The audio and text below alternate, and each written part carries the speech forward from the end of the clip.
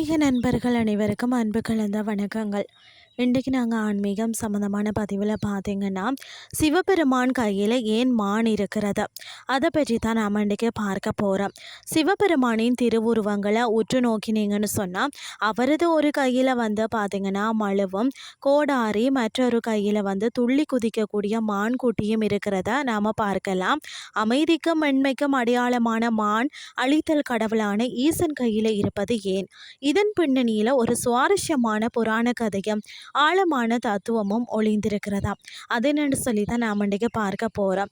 அதாவது பார்த்திங்கன்னா, தாருகாவனத்தை செருக்கு முன்னொரு காலத்தில் பார்த்திங்கன்னு சொன்னால், தாருகாவனம் என்ற காட்டில் வாழ்ந்த முனிவர்கள் கர்மாவே பெரியது, கடவுள் தேவையில்லை என்ற கர்வத்தில் வந்து இருந்தார்களாம். அவர்களின் ஆவணத்தை அடக்க சிவன் வந்து பார்த்திங்கன்னா பிச்சாடனன் கோலத்திலேயும் விஷ்ணு மோகினி உருவத்திலேயும் சென்றனராம்.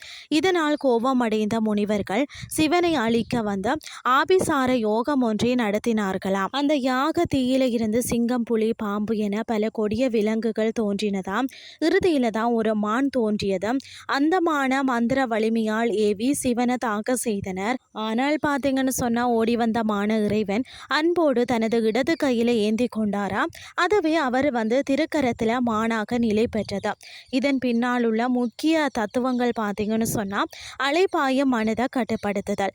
மான் ஒரு நொடி கூட ஓரிடத்துல நில்லாமல் அலைப்பாயும் இயல்புடையது. நமது மனமும் அப்படித்தான் இல்லையா? எண்ணங்களால் எப்போதுமே ஓடிக்கொண்டே இருக்கும். அந்த மான கையில ஏந்தி இருப்பது அலைப்பாயும் உங்களுடைய மனதை என்னிடம் ஒப்படைத்தால் நான் அதை அடக்கி உங்களுக்கு அமைதி தருவேன் என்று ஈசன் உணர்த்துவதாகும் வேதங்களின் வடிவம். ஆன்மீக ரீதியாக மான் வேதங்களின் குறியீடாக கருதப்படுகிறது. வேதங்கள் இறைவனிடமிருந்து தோன்றியவை, மற்றது அவனிடமே தஞ்சம் புகுபவை என்பதை இது வந்து குறிக்கிறது. ஜீவாத்மா மற்றது பரமாத்மா உறவு. மானே பசு, உயிர்கள் என்றும் ஈசனே பாதி, அதாவது தலைவன் என்றும் கூறுவார்கள். ஒவ்வொரு உயிரும் பார்த்தீங்கன்னா இறைவனின் பிடியில பாதுகாப்பாக இருப்பதை இது வந்து பறைசாற்றுகிறது. சுருக்கமாக சொன்னால், வேகம் கொண்ட மானை மென்மையாக ஏந்தி இருப்பது போல நாம நமது ஆணவத்தையும் சலனப்படுத்த மனதையும் இறைவனிடம் ஒப்படைத்தால் அவர் வந்து நம்மளை தாங்குவார் என்பதே இதன் சாராம்சம். இந்த தகவல் உங்களுக்கு பிடித்திருந்தால் உங்களுடைய நண்பர்கள் எல்லாருக்குமே ஷேர் பண்ணுங்க அப்படின்னு சொல்லி கூறிக்கொண்டு இன்றைய ஆன்மீகம் சார்ந்த பதிவை நிறைவு செய்து கொள்கிறேன். இதே மாதிரி மற்றொரு ஆன்மீகம் சார்ந்த பதிவோடு உங்களை சந்திக்கிறேன். நன்றி.